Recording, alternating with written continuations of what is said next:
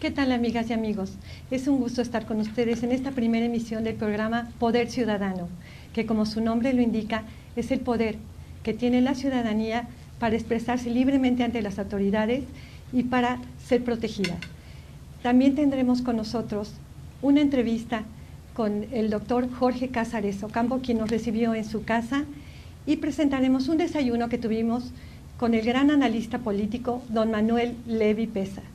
Aquí tengo el gusto de que esté con nosotros el presidente del Consejo Nacional e Internacional de ONGs, el doctor Ángel Ábrego Escobedo.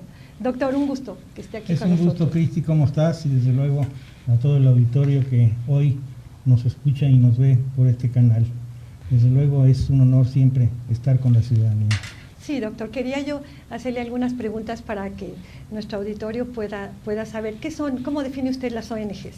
Bueno, las ONG son organizaciones que están fuera del ámbito gubernamental.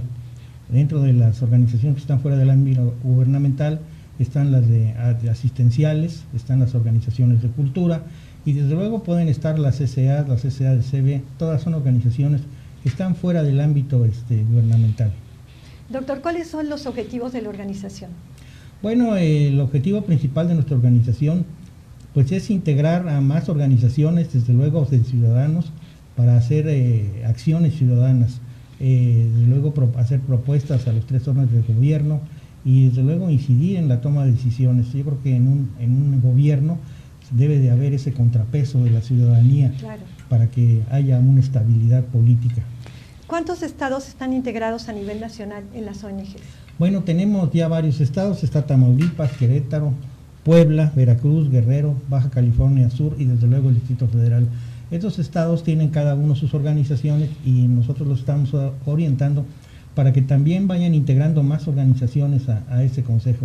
El Consejo Nacional Internacional de ONGs, por ejemplo, en el estado de Tamaulipas es de Tamaulipas, en el estado del Distrito Federal es del Distrito Federal, y en el caso de Veracruz sería Veracruz, lleva ese prefijo después del nombre. ¿Y a nivel internacional, en qué países tiene representación? Pues ya tenemos representación en varios países, en Suiza, en Alemania, Rumania, Bulgaria, España, Brasil, Argentina y desde luego los Estados Unidos de Norteamérica. Y esto es porque tenemos proyectos internacionales que vamos a desarrollar y ellos nos pueden apoyar en estos proyectos. Doctor, ¿se cobran cuotas a las personas integradas a estas asociaciones? Desde luego que no, las ONGs es una de nuestras características. Yo creo que somos la única organización que no cobra cuotas. Y no lo hacemos porque se pensaría que es negocio. Imagínese cobrarle cuotas a 4 o 5 mil organizaciones, pues cuánto sería mensualmente, ¿no? Con una cuota de 100 pesos, por ejemplo. No, aquí no hay cuotas, aquí realmente todo lo hacemos con mucho ingenio y con mucha saliva. Y buena voluntad. Y buena voluntad, claro, Cristi. Doctor, ¿cuáles son las direcciones y quién está al frente de cada una?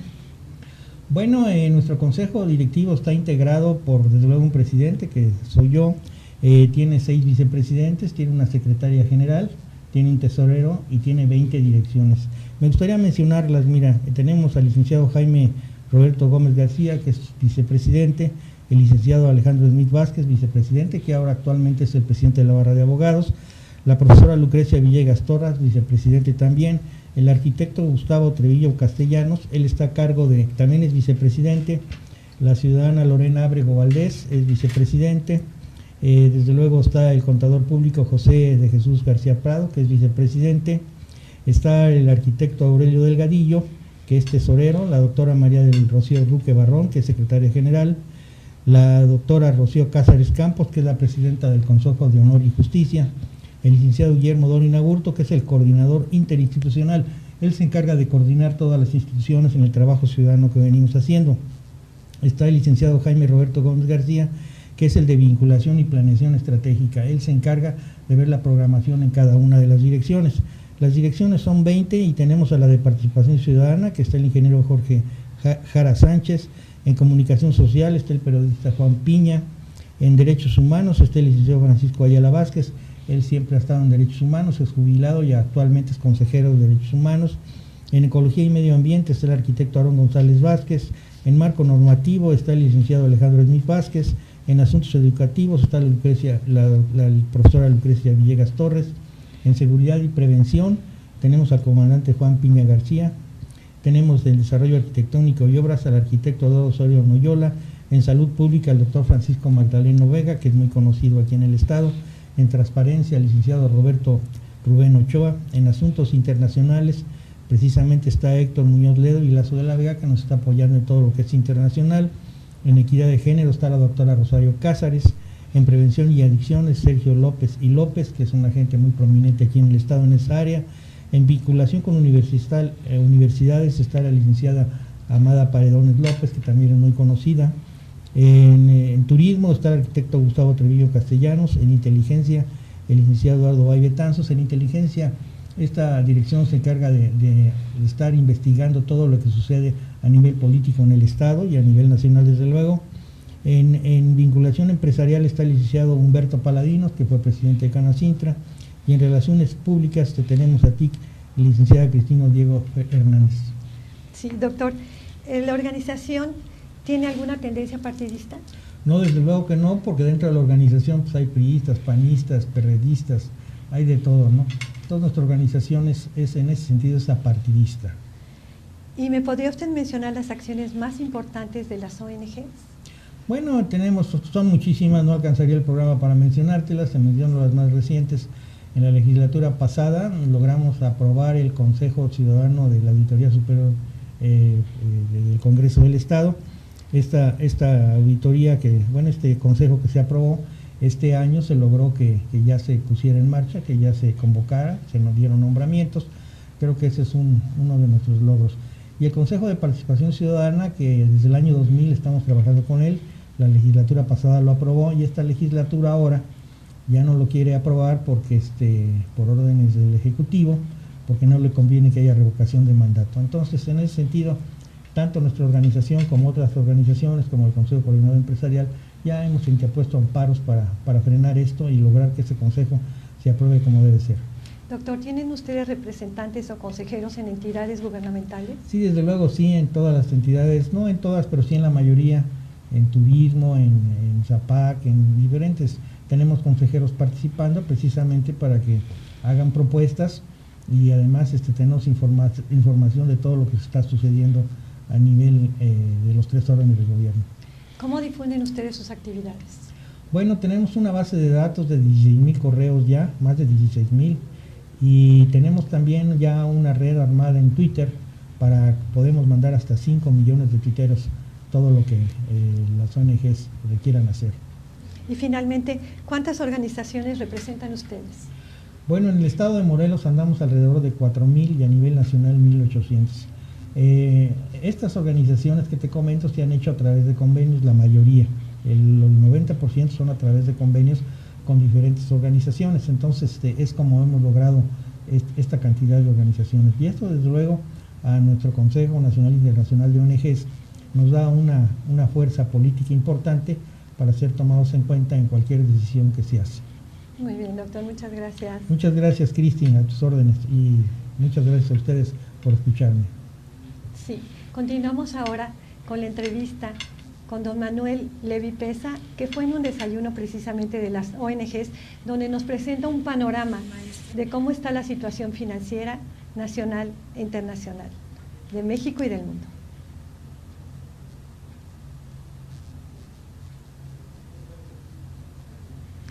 Sí, en esta ocasión él nos habló como conocedor y analista político que es, de cómo se encuentra todo el poder, dónde se encuentra ubicado. El poder se encuentra desde luego en Europa y la sede es Gran Bretaña. Fue muy agradable que nos presentara, es un hombre que ha trabajado en el FMI y tiene una gran experiencia. Quiero que me permitan ustedes hacer una breve introducción a lo que estamos viviendo en México y en Morelos, que no son acontecimientos aislados ni son ocurrencias que se han venido presentando, simplemente por accidente. Déjenme hacer un poquito de historia, pero sin cansarlos en el tema, pero en la condición de poder ampliar cualquier pregunta que ustedes me puedan hacer. Cuando se produce el movimiento de independencia de Estados Unidos, la potencia dominante era la Gran Bretaña, sí, Inglaterra. Entonces, naturalmente, cuando se logra la consolidación de la independencia, los autores de ese movimiento quedaron ante una alternativa. No podemos limitar el modelo parlamentario británico, que sería una incongruencia con el movimiento de independencia que nosotros representamos. Entonces inventan dos figuras políticas que vienen a rebotar directamente a México. Primero, Estados Unidos se transforma en el inventor del régimen presidencialista y autor también ideológicamente, hablando en términos políticos, de la doctrina de la democracia representativa.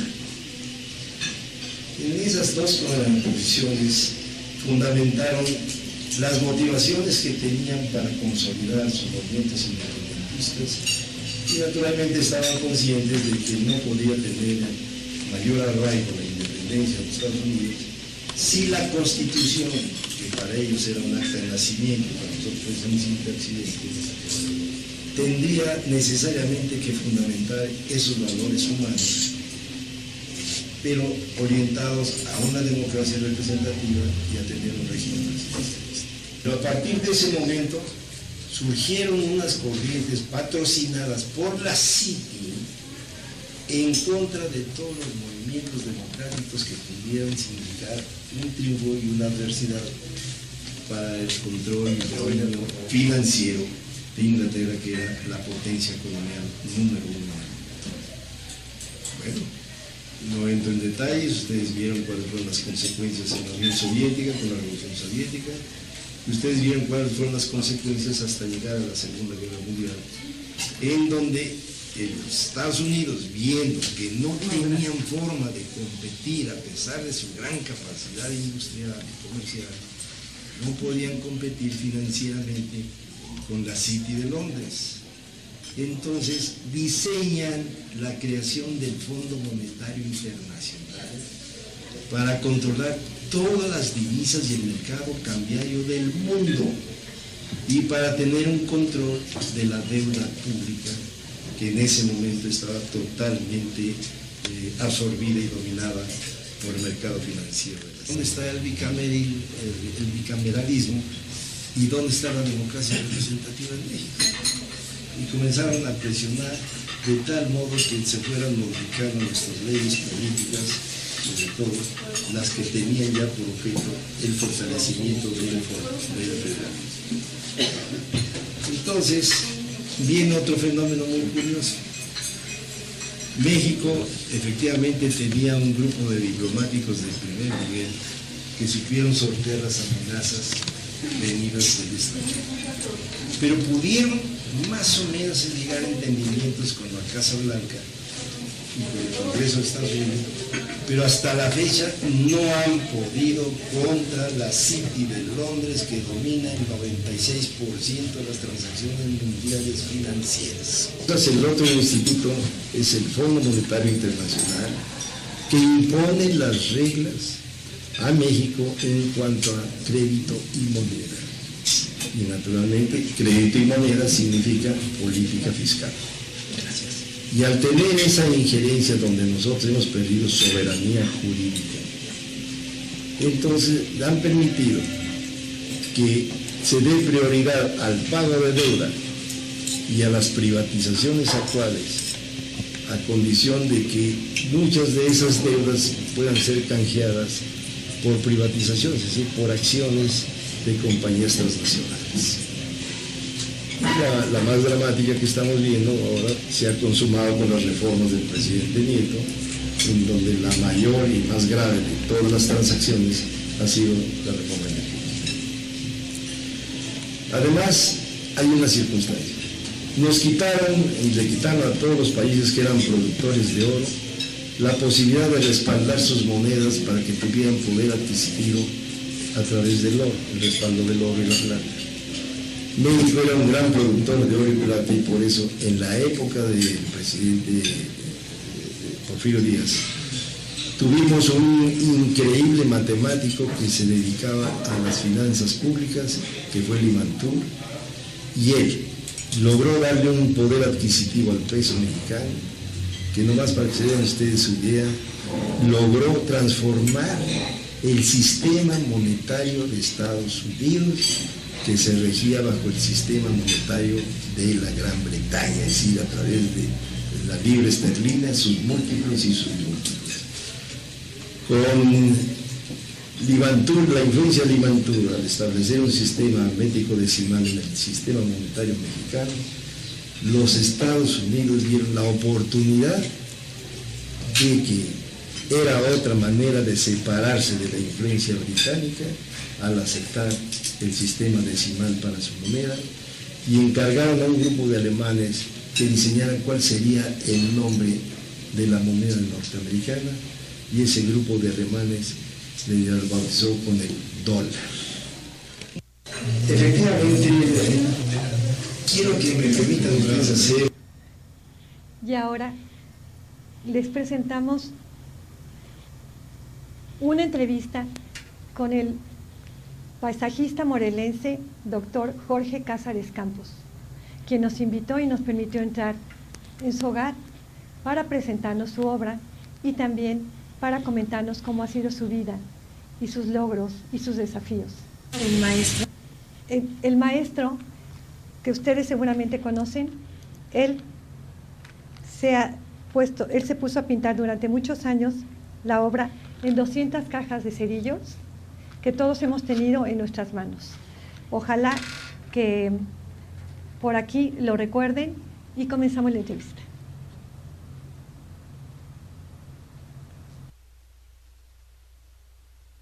Vamos a hacerle una entrevista para ustedes. Espero que la disfruten. Acompáñenme. Y tómalo. Maestra, ¿cómo está? Hola, linda. ¿Viste? Ya estamos aquí en otro país. Nos tocó una guacharaza. Gracias.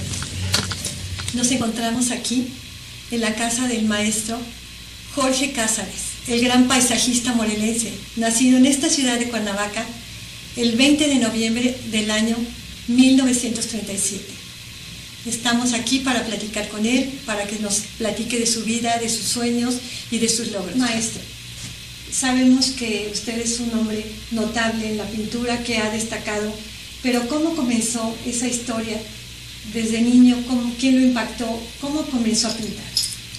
Bueno, yo pintaba desde niño, como hacen todos los niños,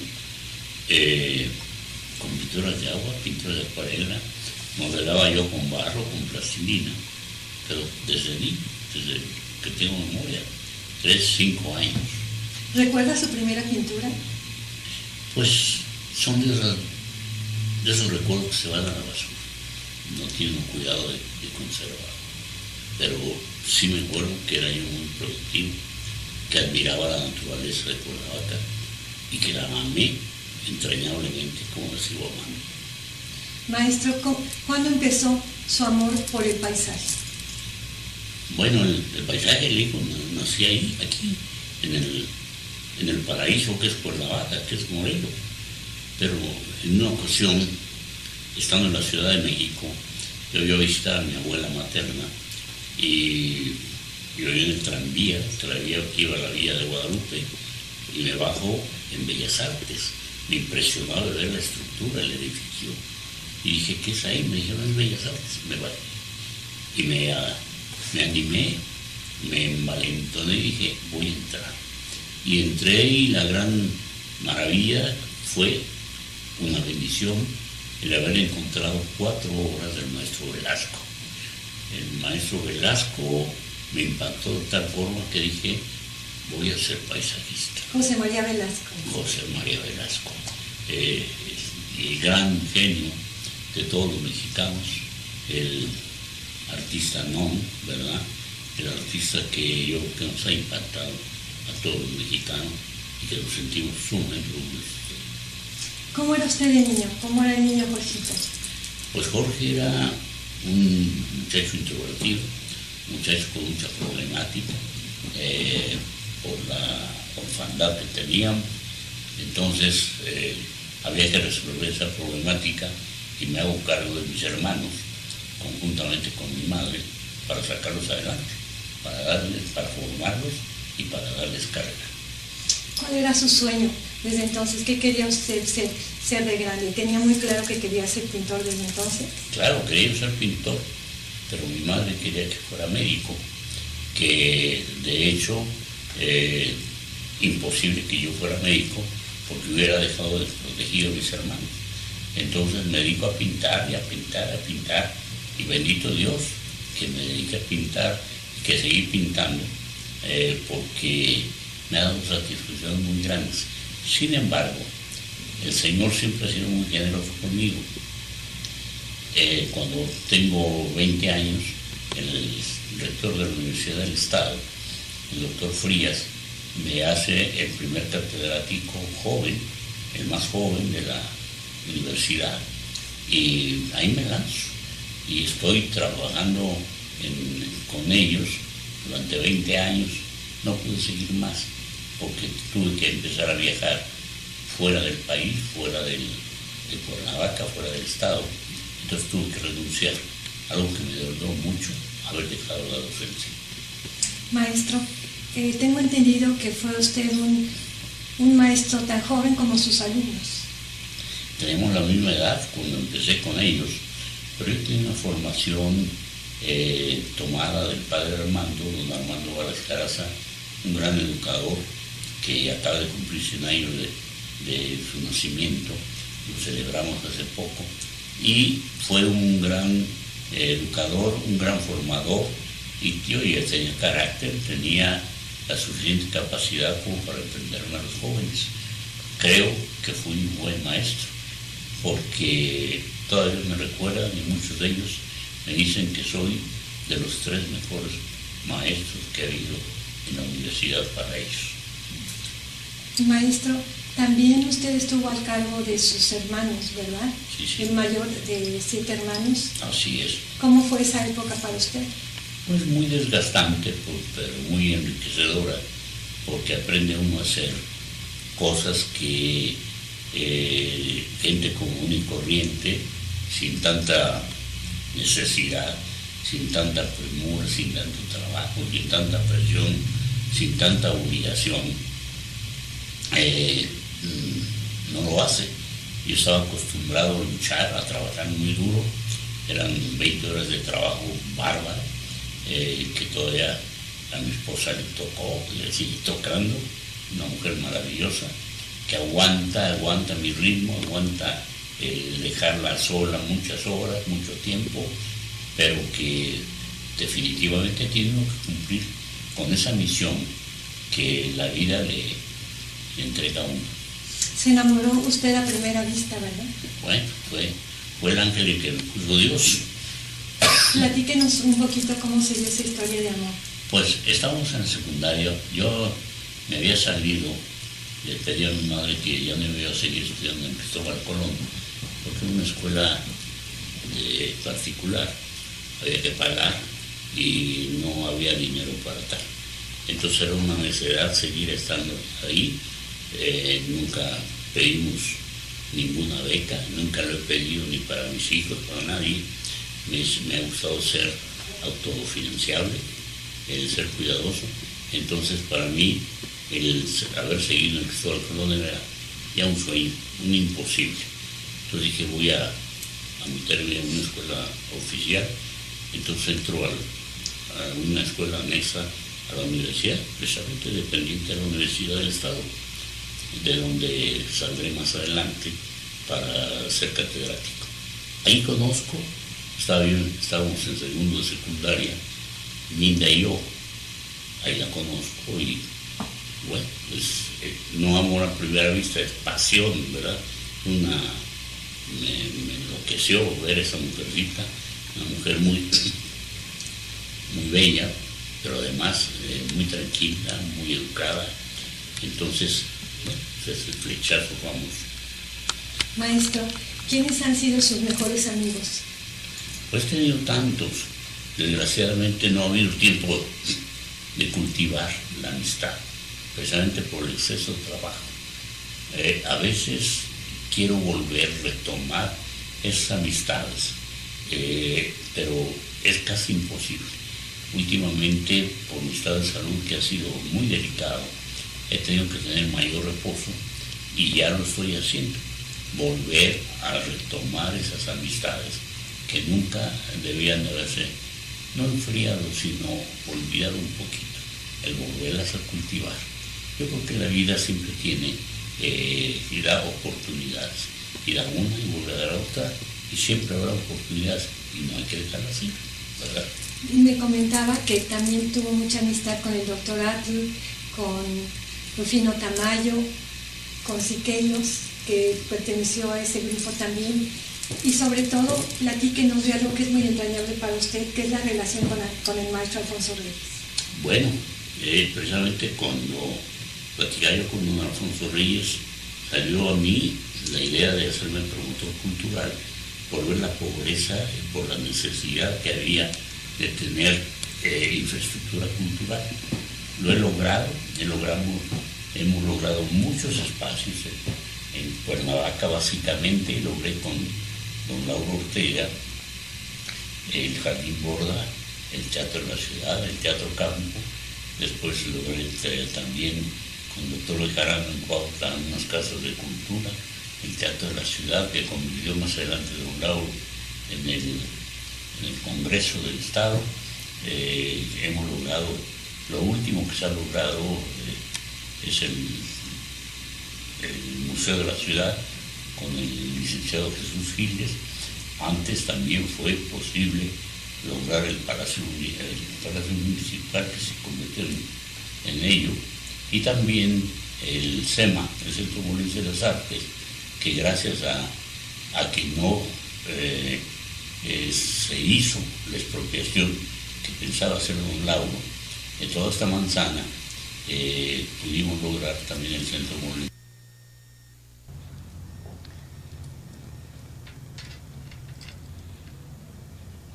Queridas amigas y amigos, continuaremos en el próximo programa con la segunda parte de esta entrevista y esperamos contar con su atención. Agradecemos que nos hayan acompañado en esta primera emisión del programa Poder Ciudadano y también agradecemos la presencia del doctor Ángel Ábrego Escobedo. Gracias, Cristi. Y para el próximo programa vamos a hablar de la política actual del Estado. Claro que sí, doctor, con mucho gusto. Los esperamos y también estamos abiertos a nuevos patrocinadores para este programa Poder Ciudadano. Les damos nuestros datos, si son tan amables de comunicarse con nosotros, al teléfono celular 044 777 375 78 27. Repito, 044 777 375 78 27. Y el correo es poderciudadanomx1@gmail.com. Repito, poderciudadanomx1@gmail.com. Se despide de ustedes su amiga Cristina Diego Fernández desde la ciudad de Cuernavaca, deseándoles que sean muy felices y que los esperamos para el próximo programa. Hasta pronto. Gracias.